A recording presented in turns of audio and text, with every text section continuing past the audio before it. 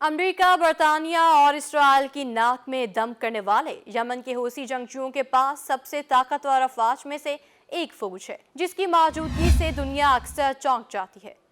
वो हर उस बैनुल-अक़वामी बहरी जहाज पर मिसाइल दाग देते हैं जिसका उन्हें अमेरिका, बरतानिया, इसराइल से ताल्लुक नजर आता है। हूसियों ने आलमी तिजारत पर अपने असरात छोड़े हैं। कई बहरी जहाजों को हजारों मील दूर तक अपना रुख मोड़ना पड़ रहा है। अमेरिका की जानिब से उनके अड्डों पर फजाई कार्रवाइयां बज़ाहिर उन्हें रोक नहीं सकी, बल्कि उन्होंने अमेरिका और बरतानिया से जुड़े अहदाफ के खिलाफ जवाबी कार्रवाइयों का ऐलान भी कर रखा है। इस सारी सूरत हाल में ये सवाल पैदा होता है कि आखिर ये हूसी कौन है, वो इतने ताकतवर कैसे हुए और अब बहीरा अहमर में आगे क्या होगा। हूसी यमन के शुमाल मगरबी पहाड़ी इलाके का एक अक़लियती गिरोह है। उनका नाम तहरीक के बानी हुसैन अल हूसी से उन्हें मिला।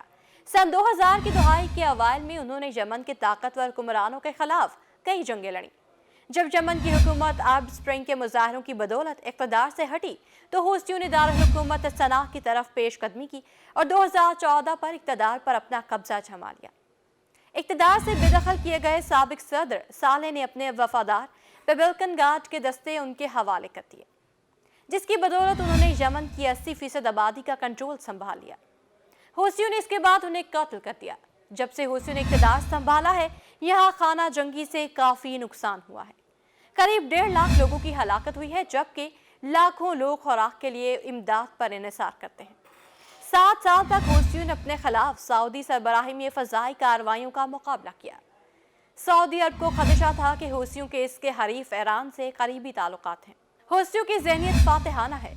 ये सोच 2 दहाइयों पर मुहित फतूहात की वजह से कायम हुई। उन्होंने 2015 से 2022 तक मज़ाहमत दिखाई और सऊदी क़यादत में इस इत्तेहाद का मुकाबला किया जो सना में आलमी हिमायत याफ्ता हुकूमत का क़याम चाहता था। नवंबर 2023 के वक्त से हूसियों ने इलाकाई अहमियत की हामिल अबनाए बाबुल मंदिब से गुजरने वाले बहरी जहाज़ों को मिसाइलों और ड्रोन हमलों का निशाना बनाया है। इसका मकसद हमास की हिमायत में इसराइली ताल्लुक रखने वाले हर तिजारती बहरी जहाज़ को निशाना बनाना था। उन्होंने इस आज़म का इजहार किया कि जब तक इसराइल गजा में जंग बंद नहीं करेगा, ये हमले जारी रहेंगे। जब यमन के बहीरा अहमर के साहिल के करीब इन जहाज़ों के साथ अमरीकी और बरतानवी जंगी जहाज़ भी आने लगे तो हूसियों ने अपने हमलों का रुख उनकी तरफ मोड़ दिया। जब से हूसियों ने बहरी जहाज़ों पर हमले शुरू किए हैं, अमरीका और बरतानिया ने उनकी अड्डों पर फ़ज़ाई बमबारी की है। सना में हुकूमती हिदायत पर बड़े पैमाने पर मगरिब मुखालिफ मुजाहरे हुए हैं। यहाँ अहम सवाल ये भी है कि हूसियों को उनके मुल्क में कितना पसंद किया जाता है। हूसियों ने शुमाली यमन में अमरीका, बरतानिया और सऊदी इत्तेहाद की गैर मुल्की फोर्सेस की मुखालफत की है, जबकि उसने गजा की हिमायत में इसराइल के खिलाफ कार्रवाइयाँ की हैं। इससे उन्हें मकबूलियत हासिल है। हूसियों के पास ड्रोन्स और दीगर हथियार की बेइंतहा मिकदार है जो वो बहरी जहाज़ों पर हमलों के लिए इस्तेमाल करते हैं। इसकी बड़ी तादाद ईरान की तरफ से छोटी कश्तियों या ओमान की सरहद से सहरा के रास्ते आती है। तज्जियाकारों का ख्याल है कि मौजूदा सूरत हाल में बहुत कम इम्कान है कि हूसी हार माने के। अगर गजा में जंग बंद होती है तो वो ऐलान फतह कर सकते हैं। वो दावा करेंगे कि उन्होंने अहदाफ हासिल कर लिए।